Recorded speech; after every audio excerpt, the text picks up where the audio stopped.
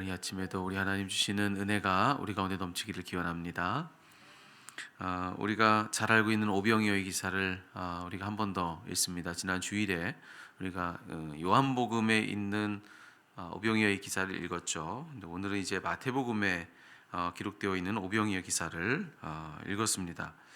보시면서 같은 내용이지만 조금은 다른 점들이 있는 것들이 보이셨을 거예요. 지난 요한복음에서 보았던 빌립과 안드레의 얘기가 여기에는 수록이 되어 있지 않고요. 또 한 어린아이가 이 도시락을 가져왔다라고 하는 그런 내용도 있지 않습니다. 그저 지금 이 마태복음에서의 이 오병이어의 기사는 예수님과 제자들, 누구라 따로 칭하지 않은 제자들과 그렇게 함께 대화하는 예수님과 제자들의 대화로 지금 이 마태복음의 오병이어의 기사가 기록된 것이 아마 눈에 보이실 겁니다. 자, 그런 차이점에 우리가 유념해서 예수님과 제자들 사이에 지금 어떤 일들이 대화로 이루어지고 있는가, 이제 그걸 좀 주목해서 함께 말씀을 읽어보시죠. 오늘 말씀을 읽는 가운데 제 눈길을 끌었던 구절이 있습니다. 바로 16절입니다. 16절에 예수님께서 제자들에게 이렇게 말씀하십니다. 갈 것 없다 너희가 먹을 것을 주라. 자, 여러분, 저는 이 말씀을 읽는데요, 갈 것 없다 너희가 먹을 것을 줘라 라고 하는 이 구절이 마치 저에게 또 여러분에게 지금 이 시대에 저와 여러분 우리 모두에게 주시는 그런 주님의 음성처럼 이 구절이 들렸습니다. 자, 지금 상황은 여러분 이미 잘 알고 계시죠. 우리가 요한복음을 통해서 나눴던 것과 똑같습니다. 예수님의 가르침을 듣고자, 또 특별히 여기에는 예수님이 또 이적을 베푸시죠. 병자들을 고치시죠. 그러니 수많은 사람들이 예수님 곁으로 모인 것입니다. 5천 명 이상의 사람들, 거의 10,000명에 육박하는 어린아이와 여인들까지 포함한 모든 사람들이 지금 예수님 곁으로 몰려든 것입니다. 그런데 저녁이 된 거예요. 그리고 이제 끼니 때가 된 것입니다. 그런데 이 무리는 조금도 흩어질 기미가 보이질 않았던 것입니다. 그래서 제자들이 먼저 이야기를 합니다. 요한복음에서는 예수님께서 우리가 어디서 이 사람들을 먹일까, 어떻게 해서 먹일까, 뭘 사서 먹일까, 예수님이 먼저 말씀하셨는데, 여기 말씀에서는 제자들이 먼저 지금 이 얘기를 하고 있습니다. 예수님께 오늘 본문 15절이죠. 이곳은 빈들이요 때도 이미 저물었으니 무리를 보내어 마을에 들어가 먹을 것을 사 먹게 하소서, 이렇게 얘기합니다. 예수님 지금 이미 많이 늦었고 식사 끼니 때가 되었는데 이 사람들 다 돌려보내시죠, 이렇게 예수님께 이야기를 한 겁니다. 사실 당연한 말을 한 거죠. 지금 상황을 놓고 봤을 때는 당연한 처사입니다. 그들이 가지고 있는 음식이라고 해봐야 보리빵 5개 그리고 물고기 2마리, 오병이어밖에 없는데 그걸로 어떻게 여기 있는 모든 사람들을 먹일 수 있겠습니까? 그건 뭐 상상도 할 수 없는 일이죠. 그래서 돌려보내자고 그렇게 상식적인 처사, 그렇게 아주 상식적인 그런 일의 처리를 그들은 한 것입니다. 그런데 오히려 이 본문 속에서 비상식적인 쪽은 누구냐? 예수님이신 거예요. 예수님이 오히려 비상식적인 쪽이세요. 무리를 돌려보내자고 하는 제자들에게 예수님이 뭐라고 말씀하시냐면 바로 그 말씀하신 겁니다. 갈 것 없다 너희가 먹을 것을 줘라, 이렇게 말씀하신 겁니다.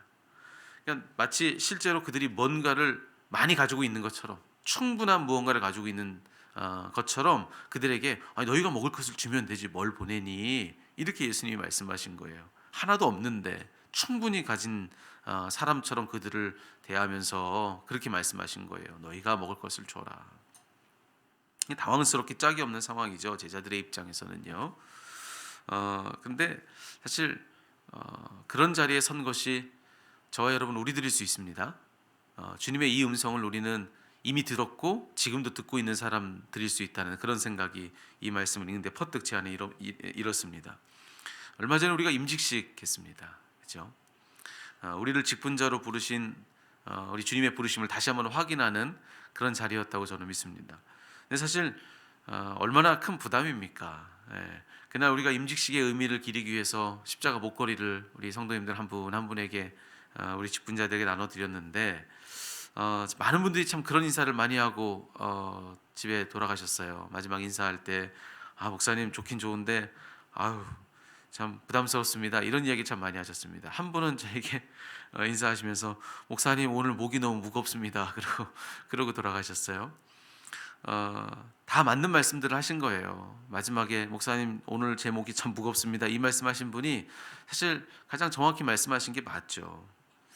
제가 목사 안수를 처음 받았을 때 제가 담임하던 교회에서 제가 이제 전도사로 있다가 안수를 받고 온 거 아니겠습니까? 교회 학교 아이들이 제게 뭐라고 했냐면 목사님 승진하셨네요. 그렇게 얘기했습니다. 예, 전도사로 있다가 목사가 되니까 승진했다는 거예요. 여러분 승진한 거 맞나요? 예. 글쎄요, 아이들이 볼 때는 그리 보였을지 모르겠지만 사실은 더 힘든 멍에를 맨 거죠. 그리고 더 힘든 부담을 얻은 거죠. 예, 목회자들이 목에다가 이제 안수받은 다음에 거는 이 스토리 상징하는 바가 멍에를 뜻하는 겁니다. 예. 사실 더 힘든 멍에를 맨 거죠. 이전에 매지 않았던 멍에를 메고 더 무거운 부담을 얻은 겁니다. 근데 목회자뿐만 아니라 성도님들도 마찬가지시죠. 직분이 하나씩 더해질 때마다 사실은 더 힘든 멍에를 메고 더 큰 부담을 얻는 것입니다. 여러분 생각해 보십시오. 우리가 뭐라고, 우리가 정말 뭐라고 영적으로 주님의 몸인 교회를 책임지는 그런 중임을 우리에게 맡기시나. 여러분 참으로 부담스러운 일이 아닐 수가 없는 것입니다. 우리가 목사가 되고 또 장로가 되고 권사가 되고 집사가 되고 여러분 그렇게 이와 같은 직분을 얻어서 우리에게 부여된 책임이 영적 책무가 무엇인가? 여러분 이것이 우리가 영안이 다 열리지 못해서 그걸 못 봐서 그게 얼마나 큰 부담인지 사실 그것을 낱낱이 다 느끼지 못할 뿐이지 실제로 우리의 눈이 열려서 이 교회가 정말 영적 세계에서 어떤 의미고 무엇이고 그리고 이 교회의 직임을 맡는다는 것이 실로 얼마만큼의 책임이고 얼마만큼의 부담인지 우리가 다 볼 수 있다라고 한다면 여러분 우리는 지금 마치 우리의 이름인 듯이 집사님, 권사님, 장로님, 목사님, 전도사님 이렇게 우리가 불리고 있지만 여러분 이렇게 불릴 때마다 우리가 실로 얼마나 큰 부담 앞에 선 것인지 그 눈이 다 열려서 보게 된다면 여러분 그 부름 앞에 우리는 서지도 못할 것입니다. 저는 그렇게 생각합니다. 몰라서 그렇게 불리는 것이 당연히 내 이름인 듯 누가 집사님, 권사님, 장로님, 목사님 하면 네, 저 불렀습니까? 이렇게 얘기하지. 그렇게 불릴 때마다 사실 우리가 다 볼 수 있다라고 한다면 불릴 때마다 정말로 숨을 구석을 찾을 수밖에 없을 것입니다. 심장이 뚝뚝 떨어질 것입니다. 그게 얼마만큼의 중한 책임인지를 실로 다 알 수 있게 된다면 정말 주님이 다 보여주신다면 다 볼 수 있도록 우리 눈을 다 열어주신다면 여러분 그게 너무나도 부담스러운 일이라는 것을 우리는 다 알 수가 있게 될 것입니다. 그런데 여러분 이처럼 이 직임 앞에서 부족한데 여러분 우리 스스로도 조금만 정직해도 우리가 얼마나 부족한지를 아는데 우리 주님이 모르시겠습니까? 우리 주님 다 아시죠. 우리 주님은 다 아십니다. 목사로서 또 장로로서 권사로서 집사로서 또 교회에서 맡겨진 여러 가지 직임의 책임자로서 여러분 그것이 여러분 얼마나 우리에게 큰 직분인지 주님도 아시죠. 그만한 깜냥이 우리가 사실은 다 저를 포함해서 다 사실은 그만큼이 아니라는 거 우리 다 잘 알고 있죠. 하지만 그거 아십니까? 주님이 그걸 아시지만 그래도 그 직분을 우리에게 주십니다. 우리에게 그만한 직분들을 주시면서 그때마다 주님이 우리에게 들려주시는 음성은 저는 바로 오늘 본문 속에서 들리는 바로 이 16절의 음성이라고 믿는 거예요. 뭐라고 말씀하십니까? 너희가 먹을 것을 주라. 너희가 먹을 것을 주라. 우리도 제자들처럼 항변하죠. 주님 저에게 없는데요. 우리 가진 거 오병이어밖에 없는데요. 턱없이 부족한데요. 우리 하나도 없는데요. 우리에게 맡겨진 그 일에 비하면 난 정말 아무것도 없는 사람이나 다름없는데요. 주님 저 못해요. 안 됩니다. 우리 그렇게 대답할 수밖에 없는 것입니다. 하지만 그럼에도 불구하고 주님은 이와 같이 말씀하시는 거예요. 주님도 아시거든요. 가진 게 그거밖에 없는 것 알지만 그래도 주님은 말씀하시는 거예요. 갈 것 없다. 다른 사람 찾아갈 것 없고 다른 데 찾아갈 것 없다. 네가 먹을 것을 줘라. 마치 우리가 충분히 무엇을 가진 것처럼 네가 가서 먹을 것을 주라. 이렇게 말씀하신다는 겁니다. 왜 그럽니까? 주님 왜 그렇게 말씀하실까요?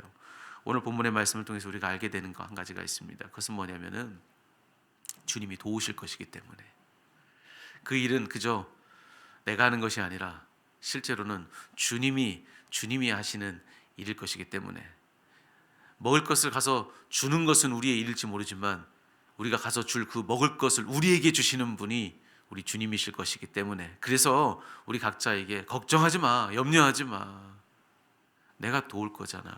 그러니 너는 가서 내가 주는 걸 가지고 너에게 맡겨진 그 사람들에게 먹을 것을 가져다 주어라. 주님 이렇게 말씀하시는 겁니다. 그러니 오늘 이 본문의 말씀 속에서는요, 네가 가서 먹을 것을 줘라, 이 말은 그저 명령만이 아니라고 저는 생각하는 겁니다. 네가 가서 먹을 것을 줘라. 여러분, 이것이 그냥 명령입니까? 이 명령은 주님의 명령이기 때문에 약속이기도 한 겁니다. 네가 가서 먹을 것을 줘라, 이 말씀은 내가 네가 가서 줄 먹을 것을 너에게 줄게 라고 하는 약속도 이 안에 함께 담겨져 있는 거 아니겠습니까? 그러니 염려하지 마십시오.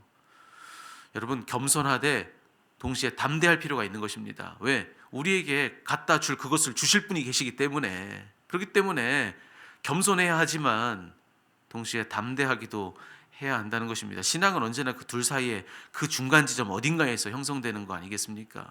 겸손하지만 담대한 거, 그거 신앙입니다.